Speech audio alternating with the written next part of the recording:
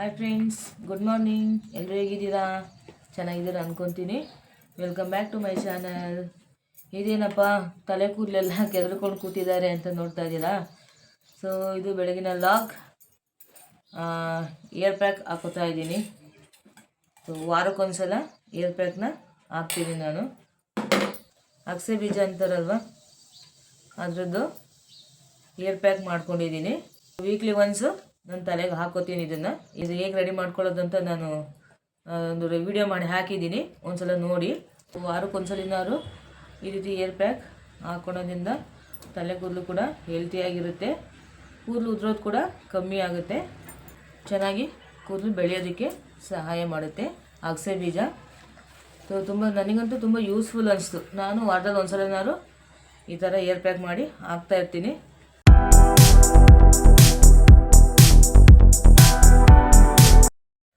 Friends ನೋಡಿ, ತಲೆ ಕೂದಲು ವಾಶ್ ಮಾಡಿದೆ, ಏರ್ ಪ್ಯಾಕ್ ಹಾಕಿ ಸ್ಮೂತ್ ಅನಿಸ್ತಾ ಇದೆ. ವಾರಕ್ಕೆ ಒಂದ್ಸಲನಾದರೂ ಈ ರೀತಿ ಏರ್ ಪ್ಯಾಕ್ ಹಾಕೊಳ್ಳೋದ್ರಿಂದ ಕೂದಲು ಬೆಳವಣಿಗೆ ಕೂಡ ತುಂಬ ಚೆನ್ನಾಗಿರುತ್ತೆ, ತಲೆ ಕೂದಲು ಕೂಡ ತುಂಬ ಹೆಲ್ತಿಯಾಗಿರುತ್ತೆ. ಯಾವುದೇ ರೀತಿ ಸೈಡ್ ಎಫೆಕ್ಟ್ಸ್ ಏನು ಇರೋದಿಲ್ಲ, ಏನು ತೊಂದರೆ ಆಗೋದಿಲ್ಲ. ಸ್ನಾನ ಎಲ್ಲ ಮುಗಿಸಿ ಪೂಜೆನ ಮಾಡ್ಕೋತಾ ಇದ್ದೀನಿ.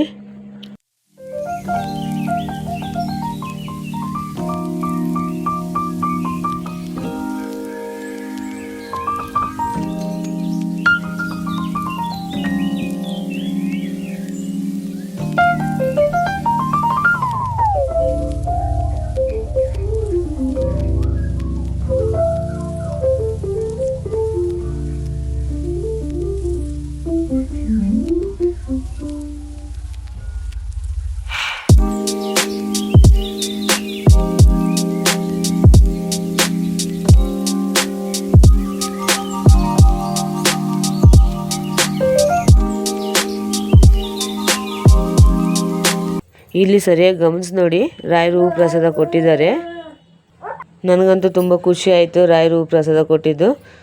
ನನ್ನ ಜೊತೆ ರಾಯರಿದ್ದಾರಲ್ಲ, ನನಗಷ್ಟೇ ಸಾಕು, ನನಗಿನ್ನೇನು ಬೇಕು. ಎಷ್ಟೋ ಜನ್ಮದ ಪುಣ್ಯ ಇದು ನನಗೆ. ನಿಜವಾಗ್ಲೂ ತುಂಬ ಖುಷಿ ಆಯಿತು ನನಗಂತೂ.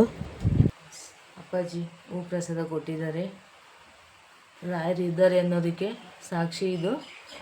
ಸೊ ಯಾವಾಗಲೂ ಅಷ್ಟೇ, ರಾಯರ ಹತ್ರ ಏನಾದ್ರು ಒಂದು ಕೇಳ್ಕೊಂಡಾಗ ಅವರು ನಾನು ಇದ್ದೀನಿ ಅನ್ನೋ ಒಂದು ಸೂಚನೆನ ಕೊಡ್ತಾ ಇರ್ತಾರೆ. ಫ್ರೆಂಡ್ಸ್ ನೋಡಿ, ಪೂಜೆ ಮಾಡ್ತಾಯಿದ್ದೆ, ಅಪ್ಪಾಜಿ ಹೂ ಪ್ರಸಾದ ಕೊಟ್ಟಿದ್ದಾರೆ. ಸೊ ನನಗಿಷ್ಟು ಸಾಕು, ನನ್ನ ಜೊತೆ ರಾಯರಿದ್ದಾರೆ ಅಂತ ಒಂದು ನಂಬಿಕೆ ನನಗಿದೆ. ಸೊ ನೋಡಿ, ಪೂಜೆ ಮಾಡ್ತಾಯಿದ್ದೆ, ಅಪ್ಪಾಜಿ ಬಲಗಡೆ ಹೂ ಪ್ರಸಾದ ಕೊಟ್ಟಿದ್ದಾರೆ. ರಾಯರೇ ನಮ್ಮ ಜೊತೆ ಇರುವಾಗ ನಮ್ಗೆ ಯಾಕೆ ಭಯ ಅಲ್ವಾ? ರಾಯರು ಅಂದ್ರೇ ಒಂದು ಶಕ್ತಿ, ಒಂದು ಧೈರ್ಯ. ಸೊ ನೋಡಿ, ಅಪ್ಪಾಜಿ ಹೂ ಪ್ರಸಾದ ಕೊಟ್ಟಿದ್ದಾರೆ. ನಿಮಗೆ ನೋಡಿ ಲೈವಲ್ಲೇ ತೋರಿಸ್ತಾ ಇದ್ದೀನಿ ನೋಡಿ, ಅದರಲ್ಲಿ ಫೇಕ್ ಏನೂ ಇಲ್ಲ. ಅಲ್ಲಿ ಪೂಜೆ ಮಾಡಿದೆ, ಹೂ ಪ್ರಸಾದ ಆಯಿತು, ನಿಮ್ಗೆ ತೋರಿಸ್ತಾ ಇದ್ದೀನಿ ಅಲ್ವಾ? ಅಷ್ಟೇ, ರಾಯರಿದ್ದಾರೆ, ಅದೊಂದೇ ಸತ್ಯ. ಇವತ್ತು ನಮ್ಮ ಜೀವನ ನಡೀತಾ ಇರೋದೇ ರಾಯರಿಂದ. ಪೂಜೆ ಎಲ್ಲ ಮುಗಿಸ್ಕೊಂಡೆ ಫ್ರೆಂಡ್ಸ್. ಪೂಜೆ ಮಾಡಿದ್ರೇ ಮನಸ್ಸಿಗೆ ಒಂದು ರೀತಿ ಸಮಾಧಾನ ಅಲ್ವಾ? ಪಾಸಿಟಿವ್ ಎನರ್ಜಿ ಫೀಲ್ ಆಗುತ್ತೆ. ರಾಯರು ನಮ್ಮ ಅಪ್ಪಾಜಿ, ಇವರು ನಂಬ್ಕೊಂಡಿರೋದೆ ಇವ್ರನ್ನ. ಇವತ್ತು ನಮ್ಮ ಬದುಕು, ನಮ್ಮ ಜೀವನ ನಡೀತಿರೋದೆ ಸೊ ಈ ಅಪ್ಪಾಜಿಯಿಂದ. ಫ್ರೆಂಡ್ಸ್, ಪೂಜೆ ಮಾಡ್ತಾಯಿದ್ದೆ, ಪಾಪ ಎದ್ಬಿಟ್ಲು. ಎದ್ರೆ ಮುಗೀತು, ಯಾವ ಕೆಲಸನೂ ಆಗೋದಿಲ್ಲ. ಊಟದ ಟೈಮ್ ಆಗಿದೆ ಆಲ್ರೆಡಿ.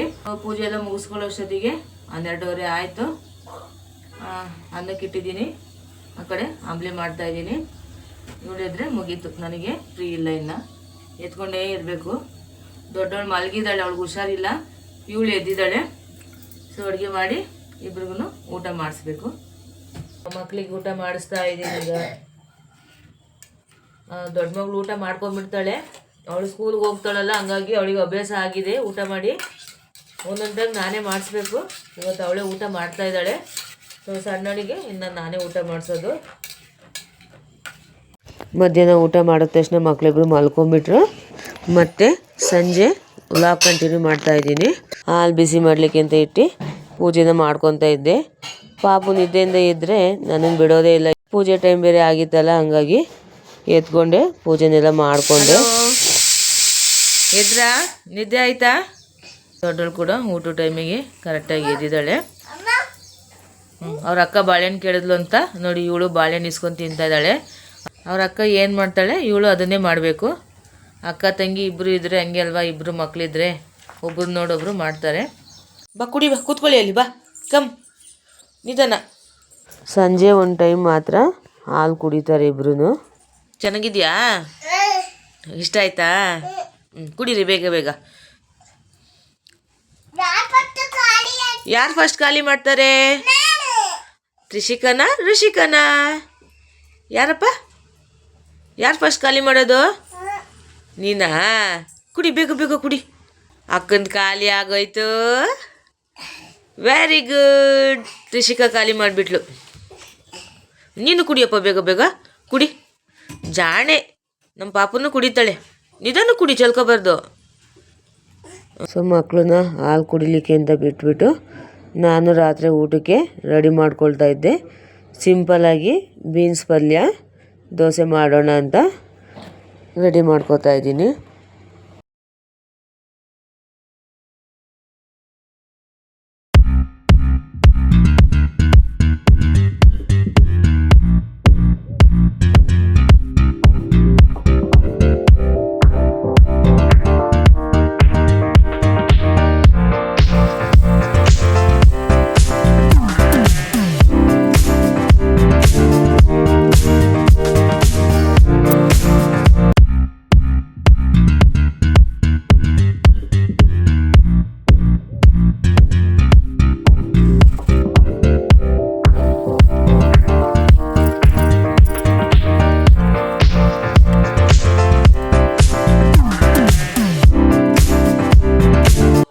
ಊಟ ಟೈಮ್ ಆಯಿತು, ಮಕ್ಳಿಗೆ ಕೂಡ ಊಟ ಮಾಡಿಸ್ಬೇಕು ಇವಾಗ. ಇವತ್ತಿನ ವಿಡಿಯೋ ಇಷ್ಟೇ ಫ್ರೆಂಡ್ಸ್. ವಿಡಿಯೋ ಇಷ್ಟ ಆದರೆ ಲೈಕ್ ಮಾಡಿ, ಕಮೆಂಟ್ ಮಾಡಿ, ಶೇರ್ ಮಾಡಿ. ಹಾಗೆ ಇನ್ನೂ ಯಾರೆಲ್ಲ ನನ್ನ ಚಾನಲ್ನ ಸಬ್ಸ್ಕ್ರೈಬ್ ಮಾಡ್ಕೊಂಡಿಲ್ಲ ದಯವಿಟ್ಟು ಚಾನಲ್ ಸಬ್ಸ್ಕ್ರೈಬ್ ಮಾಡ್ಕೊಳ್ಳಿ, ಸಪೋರ್ಟ್ ಮಾಡಿ. ಮುಂದಿನ ವಿಡಿಯೋದಲ್ಲಿ ಸಿಗ್ತೀನಿ. Thank you all.